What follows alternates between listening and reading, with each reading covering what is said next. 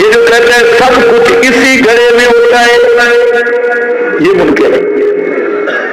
یہ منکر ہے۔ کیوں یہ منکر؟ کیوں؟ سب کچھ اسی گھڑے میں ہوتا ہے۔ ہمارے ایک دوست نے ایک واقعہ سنایا تھا قبر کے عذاب کا،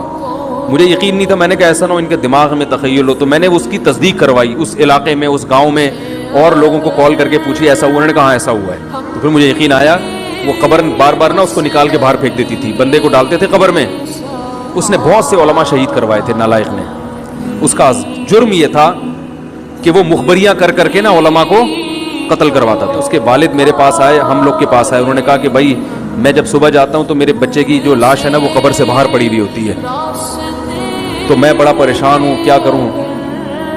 تو ہم پھر دفن کرتے ہیں تو اچھا قبر بالکل صحیح ہوتی ہے اوپر سے، اور وہ بندہ باہر ہوتا ہے، وہ دوبارہ بند ہو جاتی ہے قبر،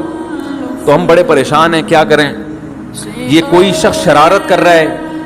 تو کہہ رہے ہیں، ہم نے کہا بھائی ہم تو نہیں کر رہے شرارت، کہا تو اگر دوسرا ہم شرارت کوئی کر بھی رہا ہوتا تو قبر کو کھودی بھی تو ہونا،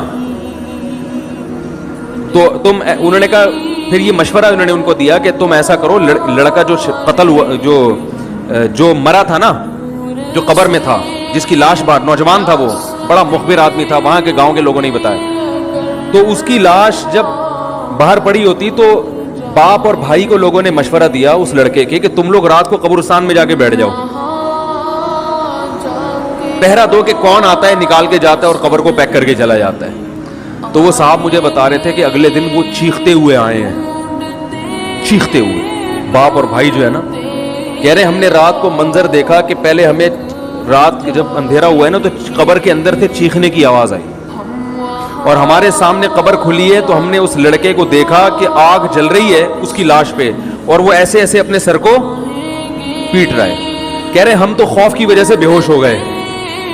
ہمیں نہیں پتا اس کے بعد کیا ہوا۔